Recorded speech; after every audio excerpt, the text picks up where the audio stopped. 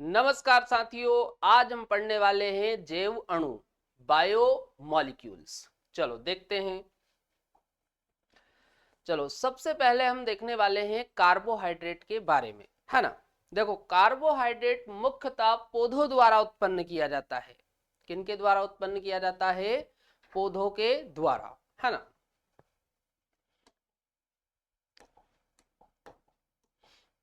Carbohydrate मुख्यतः पौधों द्वारा उत्पन्न किए जाते हैं, ध्यान रखना। तथा प्राकृतिक कार्बनिक यौगिकों का वृहद समूह बनाते हैं। ये कैसे होते हैं? कार्बनिक यौगिक, है ना।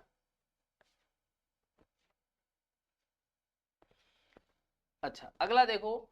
कुछ कार्बोहाइड्रेट के यदि हम एग्जाम्पल देखें, जैसे इच्छु शर्करा।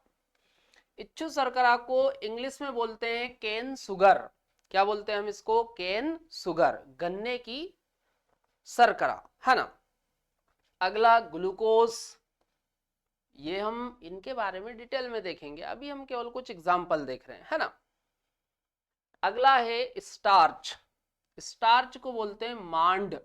क्या बोलते हैं स्टार्च को? मांड। अच्छा, कार्बोहाइड्रेट का यदि हम सामान्य सूत्र देखें तो कार्बोहाइड्रेट का सामान्य सूत्र होता है CX H2O का होल Y।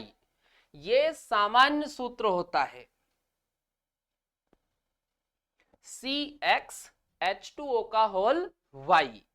यदि कोई भी यौगिक कार्बोहाइड्रेट है, कोई भी यौगिक कार्बोहाइड्रेट है, तो वो इस फॉर्मूले को फॉलो करना चाहिए। मतलब उस यौगिक का जो सूत्र है वो इस सूत्र के अनुसार होना चाहिए, है ना। चलो, पर इसके कुछ अपवाद भी है ना। जैसे हम देखते हैं, जैसे हम पहले इसका एक एग्जांपल देख लेते हैं। देखो, जैसे इस फॉर्मूले में आप देखो x और y, x और y यहां पर संख्या है। x और y क्या है? संख्या। अब यहां पर आप देखो H2O का होल Y है।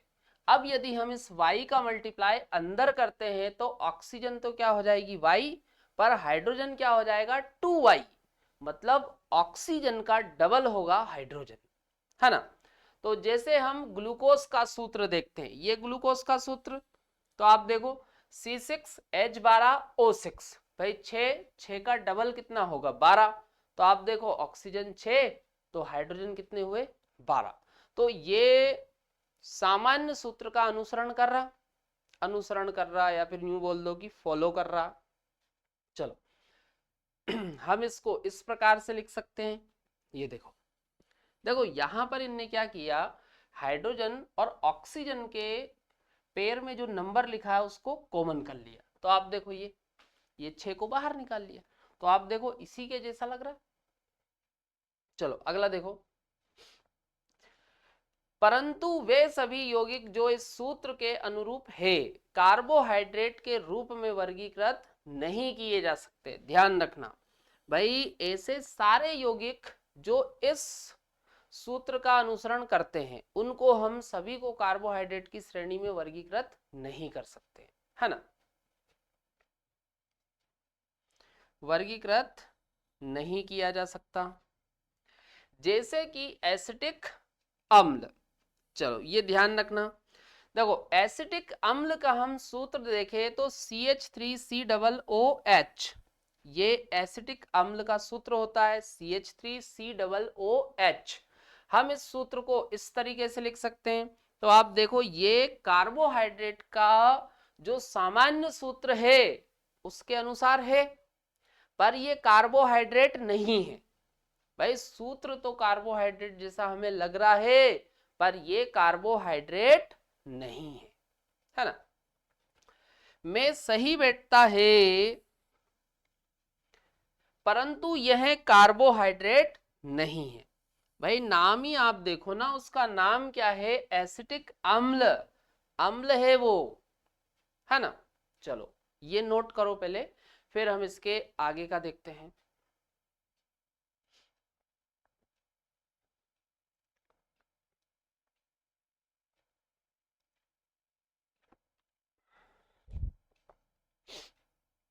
चलो कर लिया नोट।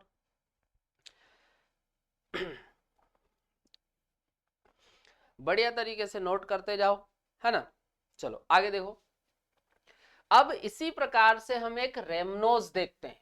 तो रेमनोज आप देखो, रेमनोज का जो फॉर्मूला है वो आप देखो कार्बोहाइड्रेट का जो सामान्य सूत्र है उसका अनुसरण नहीं कर रहा, क्योंकि भाई आप देखो इस फॉर्मूले में ऑक्सीजन 5 है, तो 5 का डबल कितना होता है 10, पर हाइड्रोजन आप देखो, हाइड्रोजन कितनी है 12।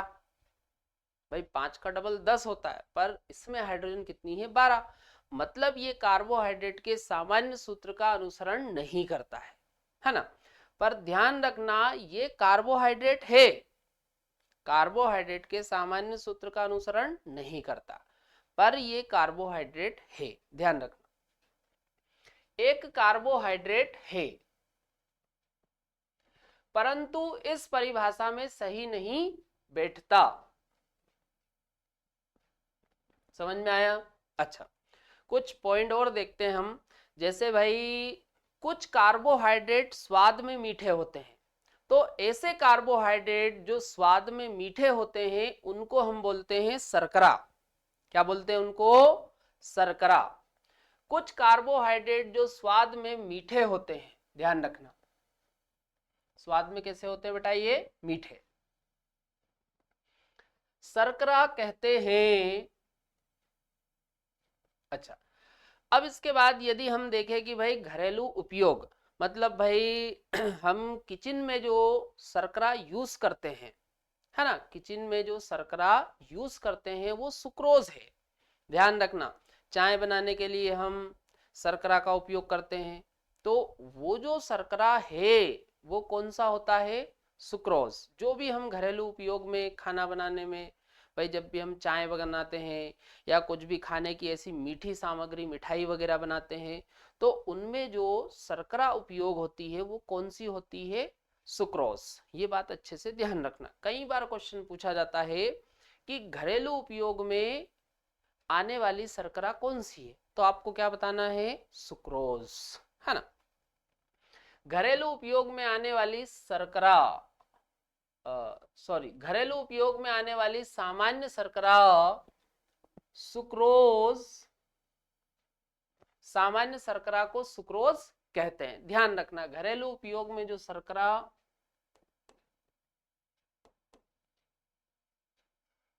घरेलू उपयोग में जो शर्करा घरेलू उपयोगों में जिस शर्करा का हम उपयोग करते हैं वो शर्करा कौन सी होती है? सुक्रोज। याद रहेगा, है ना। चलो और भी आगे देखो। इसी प्रकार से यदि हम दूध की बात करें, तो भाई दूध में भी शर्करा पाई जाती है। तो दूध में जो शर्करा पाई जाती है उसका नाम है दुग्ध शर्करा, या हम इसे लैक्टोज बोलते हैं। क्या बोलते हैं इसे? लैक्टोज। दूध में पाए जाने वाले शर्करा को दुग्ध शर्करा, क्या बोलते हैं हम इसे? दुग्ध शर्करा या लैक्टोज कहते हैं, है ना। अच्छा, एक बात और ध्यान रखना, भाई ये जो कार्बोहाइड्रेट है इनको हम सेकेराइड भी बोलते हैं। क्या बोलते हैं? सेकेराइड। कार्बोहाइड्रेटों को सेकेराइड भी कहते हैं, ये ध्यान रखना। हम कार्बोहाइड्रेटों को क्या बोलते हैं? सेकेराइड। क्या बोलते हैं? सेकेराइड। अच्छा, कार्बोहाइड्रेट की हम बात करें तो भाई इनमें OH समूह, कौन से समूह की बात कर रहे हैं? OH समूह। OH समूह की जो संख्या है वो इनमें एक से ज्यादा होती है। OH समूह की संख्या इनमें एक से ज्यादा होती है। और क्रियात्मक समूह यदि हम देखें तो इनमें CHO, क्या रहेगा? CHO, या इनमें आपको CO समूह देखने को मिलेगा, मतलब एल्डिहाइड या कीटोन, है ना। तो ध्यान रखना भाई, इनको हम बोलते हैं पॉलीहाइड्रोक्सी एल्डिहाइड तथा कीटोन। क्या बोलते हैं? पॉलीहाइड्रोक्सी एल्डिहाइड तथा कीटोन।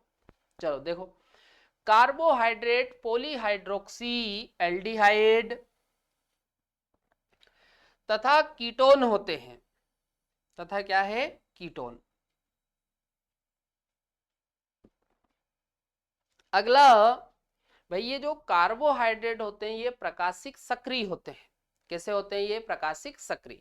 प्रकाशिक सक्रिय इसलिए होते हैं क्योंकि इनमें कम से कम एक कायरल कार्बन होता है। कम से कम इनमें आपको एक कायरल कार्बन आपको मिलेगा। और भाई जिनमें कायरल कार्बन होता है उनको हम क्या बोलते हैं? प्रकाशिक सक्रिय बोलते हैं। क्या बोलते हैं? प्रकाशिक सक्रिय। पर इसका एक अपवाद है, डाइहाइड्रोक्सी एसीटोन।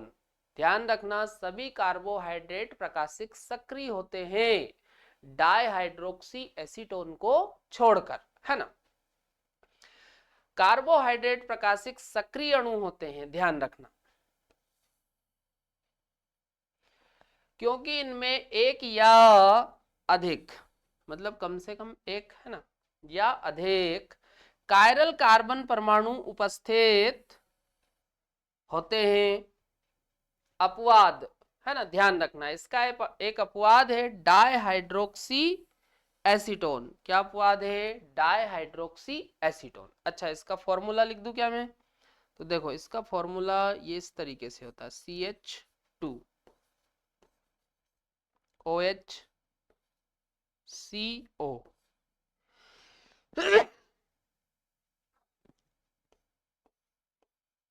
CH2 OH। तो इसमें आप देखो कोई भी आपको कायरल कार्बन नहीं दिख रहा, है ना। तो ये कैसा हुआ? प्रकाशिक अक्रिय। क्या बोलेंगे इसको? प्रकाशिक अक्रिय, है ना। इसको यदि आप छोड़ दो तो सारे कार्बोहाइड्रेट कैसे होते हैं? प्रकाशिक सक्रिय, है ना। नोट करो ये पूरा ऐसा कैसे।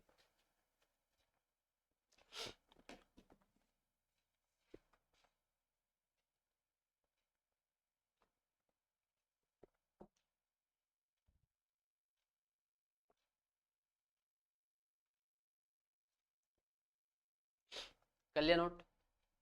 चलो आगे देखो। चलो अगला, अब हम पढ़ने वाले हैं कार्बोहाइड्रेट का वर्गीकरण। देखो कार्बोहाइड्रेट का वर्गीकरण हम देखें तो भाई कार्बोहाइड्रेट को अलग अलग आधार पर हम वर्गीकृत करते हैं, है ना। तो पहला आधार हम देखने वाले हैं जल अपघटन। भाई पहला वर्गीकरण हम किसके आधार पर देखने वाले हैं? जल अपघटन के आधार पर, है ना। तो भाई जल अपघटन के आधार पर यदि हम देखें तो कार्बोहाइड्रेट को 3 वर्गों में बांटा जाता है। कितने वर्गों में बांटा जाता है? 3 वर्गों में। चलो देखो, कार्बोहाइड्रेटों को जल अपघटन में उनके व्यवहार के आधार पर मुख्यतः निम्नलिखित 3 वर्गों में वर्गीकृत किया जाता है। ठीक, ये ध्यान रखना। तो पहला है मोनोसेकेराइड। पहला कौन सा है? मोनोसेकेराइड। तो भाई ये जो मोनोसेकेराइड है, ध्यान रखना, इनका जल अपघटन नहीं होता। ध्यान रखना, मोनोसेकेराइड का जल अपघटन नहीं होता है। और सबसे सरल प्रकार के कार्बोहाइड्रेट यही होते हैं। ध्यान रखना, सबसे सरल प्रकार के यदि आपसे पूछा जाए कि भाई कौन सा सबसे सरल प्रकार का कार्बोहाइड्रेट है, तो आपको क्या बताना है? मोनोसेकेराइड, है ना। और यदि हम मोनोसेकेराइड के प्रकार देखें तो भाई लगभग 20 प्रकार के मोनोसेकेराइड प्रकृति में ज्ञात है ना। जैसे ग्लूकोज हो गया, फ्रक्टोज हो गया, राइबोज हो गया, ये काय के एग्जाम्पल है? मोनोसेकेराइड के, है ना। चलो पढ़ो। वे कार्बोहाइड्रेट जिसको पॉलीहाइड्रोक्सी एल्डिहाइड अथवा कीटोन के और अधिक सरल यौगिकों में जल अपघटित नहीं किया जा सकता, मोनोसेकेराइड कहलाते हैं, है ना। लगभग 20 मोनोसेकेराइड प्रकृति में ज्ञात है ना। कितने मोनोसेकेराइड ज्ञात है प्रकृति में? 20।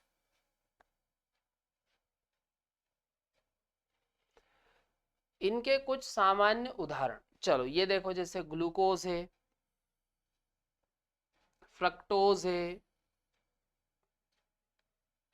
राइबोज है ना। चलो ये नोट करो, फिर आगे हम कंटिन्यू करते हैं, है ना।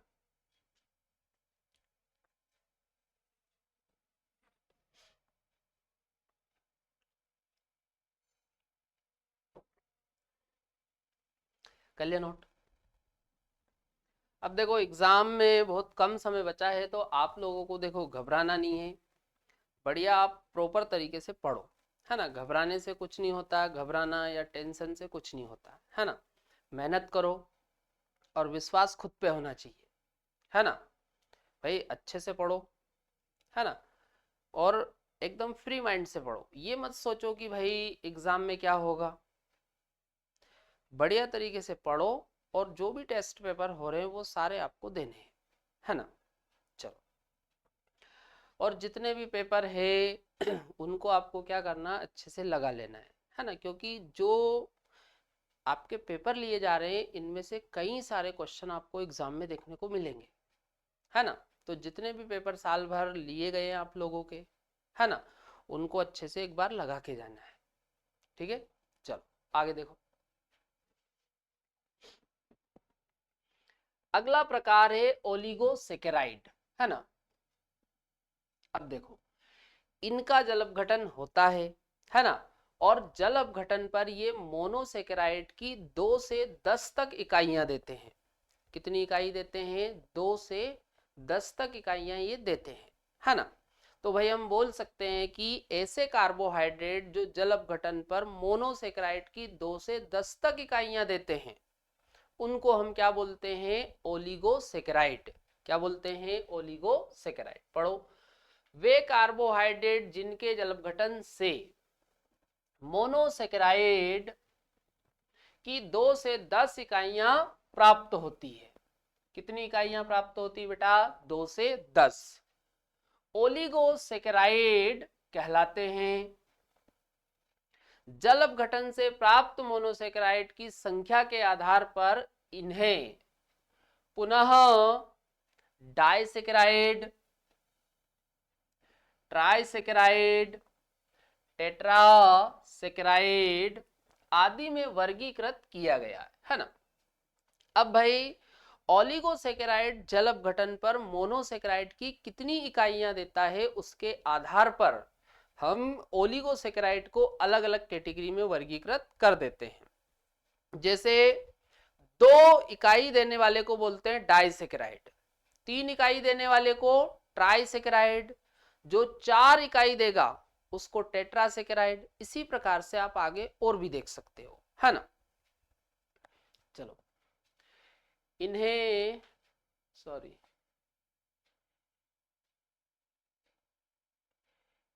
इनमें से डाइसेकेराइड प्रमुख है ना। चलो, तो अब हम इसमें सबसे पहले देखने वाले हैं डाइसेकेराइड। चलो, तो मैंने आपको पहले ही बताया कि भाई जो डाइसेकेराइड है वो जल अपघटन पर मोनोसेकेराइड की कितनी इकाइयां देंगे, 2। कितनी इकाइयां देंगे ये, 2। डाइसेकेराइड के जल अपघटन से प्राप्त 2 मोनोसेकेराइड इकाइयां समान अथवा भिन्न हो सकती है। तो भाई डाइसेकेराइड का आप जल अपघटन करवाओगे तो जल अपघटन पर मोनोसेकेराइड की आपको कितनी इकाई मिलेगी, 2। तो भाई ये दोनों इकाई समान भी हो सकती है और भिन्न भी हो सकती है ना। समान अथवा भिन्न हो सकती है। जैसे यहां पर आप देखो, ये हमने डाइसेकेराइड के एग्जाम्पल लिख रखे, जैसे सुक्रोज ये डाइसेकेराइड होता है, माल्टोज ये भी डाइसेकेराइड है, और लैक्टोज ये भी डाइसेकेराइड है। चलो, अब हम देखते हैं इनका जल अपघटन। चलो देखते जाओ।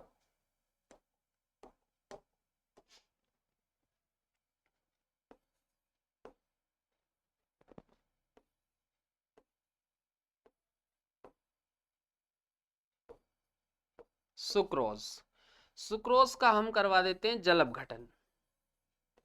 तो ये हमने जल ले लिया, और इसका जल अपघटन अपन करवाते हैं तो यहां पर आपको मिलेगा ग्लूकोज प्लस फ्रक्टोज। तो यहां पर आप देखो सुक्रोज का जब अपघटन करवा रहे हैं हम, तो आप देखो आपको क्या मिल रहा है, ग्लूकोज प्लस फ्रक्टोज। ठीक है, नोट करो पहले, फिर हम इसके आगे देखते हैं, है ना।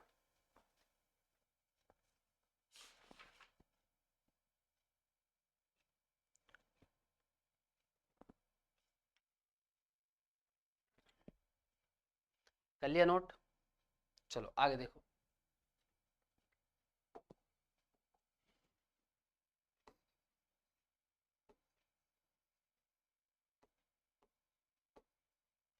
अगला जल अपघटन करवाते हैं हम माल्टोस का, है ना। माल्टोस का जल अपघटन करवाएंगे तो यहां पर आपको मिलेगा ग्लूकोस प्लस ग्लूकोस।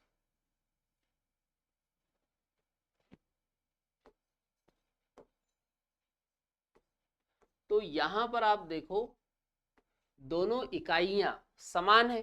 भाई दोनों इकाई आप देखो, ये भी ग्लूकोज है और ये भी ग्लूकोज है।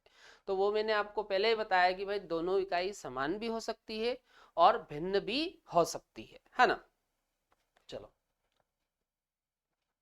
अगला हम करवाते हैं जल अपघटन लैक्टोज का। लैक्टोज, तो लैक्टोज का जब आप जल अपघटन करवाओगे तो यहां पर आपको मिलेगा गैलेक्टोस। क्या मिलेगा, गैलेक्टोस प्लस ग्लूकोज। तो यहां पर आप देखो दोनों इकाई भिन्न है। चलो तो ये ध्यान रखना, डाइसेकेराइड में आप 3 एग्जाम्पल याद रखना, सुक्रोज, माल्टोज और लैक्टोज, है ना, याद रहेगा। चलो अगला देखो, अगला हम देखने वाले हैं ट्राइसेकेराइड। भाई नाम से ही समझ में आता है कि ट्राइसेकेराइड का आप जल अपघटन करवाओगे तो ये जल अपघटन पर आपको मोनोसेकेराइड की 3 इकाइयां देंगे। कितनी इकाइयां देंगे, 3। ट्राइसेकेराइड जल अपघटन पर मोनोसेकेराइड की 3 इकाइयां देते हैं। अच्छा, इसमें एग्जाम्पल आप याद रखना रेफिनोज। एग्जाम्पल क्या याद रखोगे, रेफिनोज। फॉर्मूला है C18H32O16। ये रेफिनोज का फॉर्मूला है ना। चलो अब यदि हम इसका जल अपघटन करवाते हैं तब आप देखो,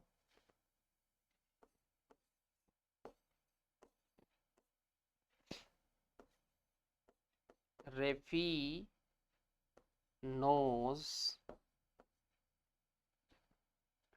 तो रेफिनोज का आप जल अपघटन करवा दो तो यहां पर आपको ग्लूकोज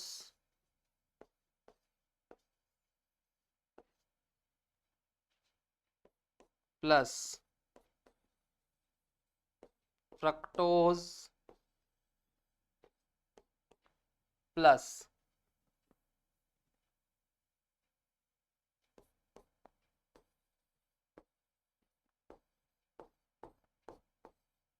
गैलेक्टोज, है ना।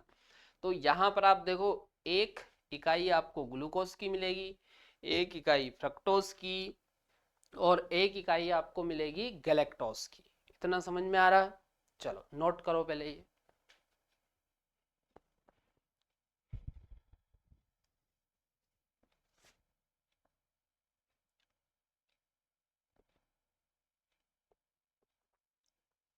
कर लिया नोट, चलो आगे देखो।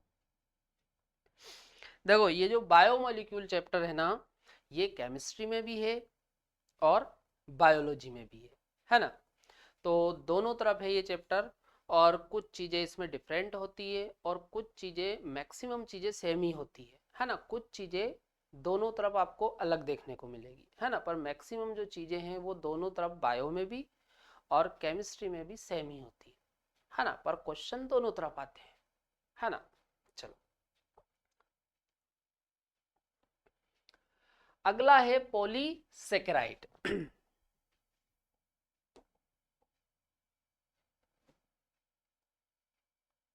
पॉलीसेकेराइड, अब देखो पॉलीसेकेराइड की हम बात करें तो भाई जब आप पॉलीसेकेराइड का जलपघटन करवाते हो तो ये जलपघटन पर मोनोसेकेराइड की कई सारी इकाइयां देते हैं, है ना। और एग्जाम्पल हम देखें तो स्टार्च आ जाएगा, सेल्यूलोज आ जाएगा, ग्लाइकोजन आ जाएगा, गोंद आ जाएगा, ये पॉलीसेकेराइड के एग्जाम्पल है ना।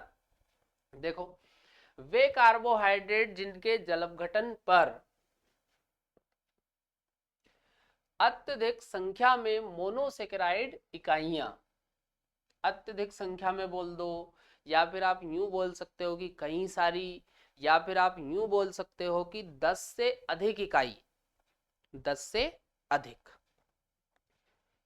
प्राप्त होती है, पॉलीसेकेराइड कहलाते हैं। एग्जाम्पल ध्यान रखना, स्टार्च, सेलुलोज, ग्लाइकोजन और गोंद, है ना, ये एग्जाम्पल है।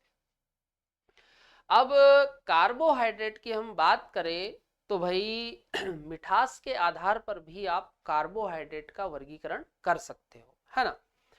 तो अगला देखो, मिठास के आधार पर कार्बोहाइड्रेट के प्रकार। तो देखो मिठास के आधार पर यदि हम कार्बोहाइड्रेट के प्रकार देखें तो मिठास के आधार पर कार्बोहाइड्रेट दो प्रकार के होते हैं, या फिर हम यूं बोल दो कि दो वर्गों में हम बांट सकते हैं, है ना। मिठास के आधार पर कार्बोहाइड्रेट के दो प्रकार है ना। चलो, पहला है शर्करा। पहला प्रकार क्या है? शर्करा, इंग्लिश में हम इसे बोलते हैं सुगर। तो भाई ये कार्बोहाइड्रेट स्वाद में मीठे होते हैं, ध्यान रखना, ये कार्बोहाइड्रेट स्वाद में कैसे होते हैं? मीठे, ये स्वाद में मीठे होते हैं। और एग्जाम्पल आप देखोगे तो इसमें मोनोसेकेराइड आ जाएंगे, क्या आ जाएंगे? मोनोसेकेराइड, है ना। अगला ओलिगोसेकेराइड भी इसी कैटेगरी में आ जाएगा, है ना। तो इसमें मोनोसेकेराइड आ जाएगा और ओलिगोसेकेराइड, है ना, याद रहेगा ये। चलो अगला देखो, अगला है आशर्करा, इनको इंग्लिश में बोलते हैं नॉन सुगर, है ना। तो भाई ये कार्बोहाइड्रेट स्वाद में मीठे नहीं होते हैं, ये स्वाद में मीठे नहीं होते, ये स्वाद में मीठे नहीं होते हैं। और एग्जाम्पल आप देखोगे तो एग्जाम्पल इसमें आ जाएंगे पॉलीसेकेराइड। तो ध्यान रखना, मोनोसेकेराइड और ओलिगोसेकेराइड सुगर है, मोनोसेकेराइड और ओलिगोसेकेराइड क्या है? सुगर। जबकि पॉलीसेकेराइड क्या है? Non sugar. इतना समझ में आया? नोट करो पहले।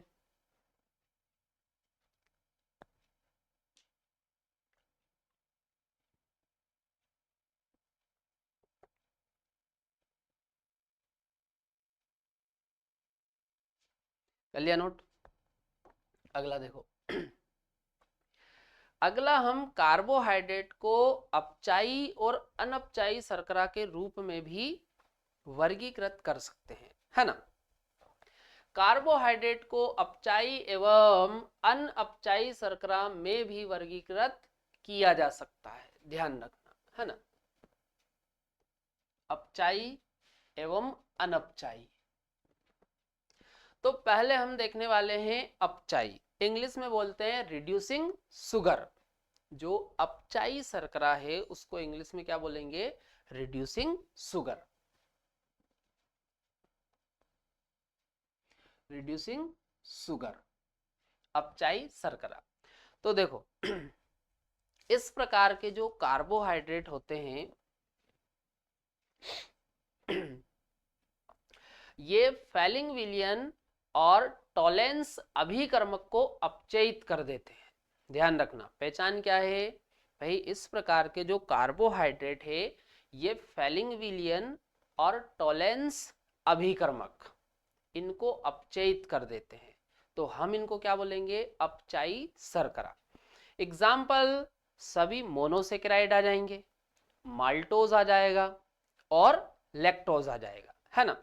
पढ़ो, कार्बोहाइड्रेटों जो फेलिंग विलियन तथा टोलेन अभिकर्मक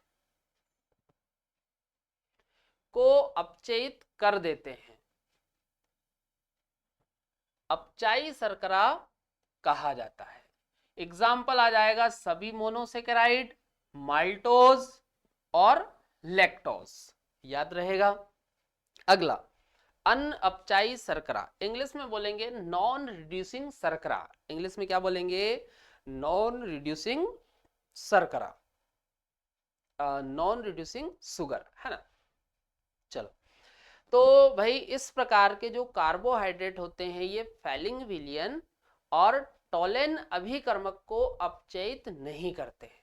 और एग्जाम्पल इसका एक ही है, ध्यान रखना। एग्जाम्पल है इसका सुक्रोज। क्या एग्जाम्पल याद रखोगे? सुक्रोज, है ना।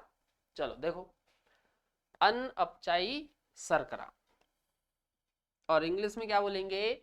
Non reducing sugar.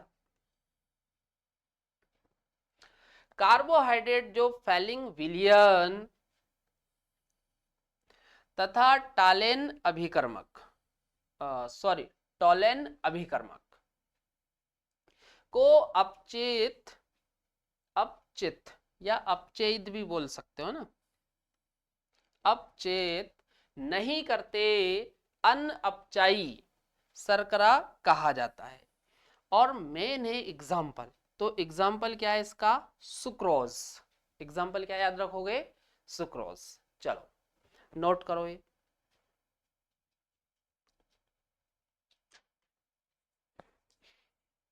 चलो इतना समझ में आया? ठीक है, तो आज के वीडियो में हम यहीं तक रखते हैं। इसके आगे का हम कंटिन्यू करते हैं कल, है ना।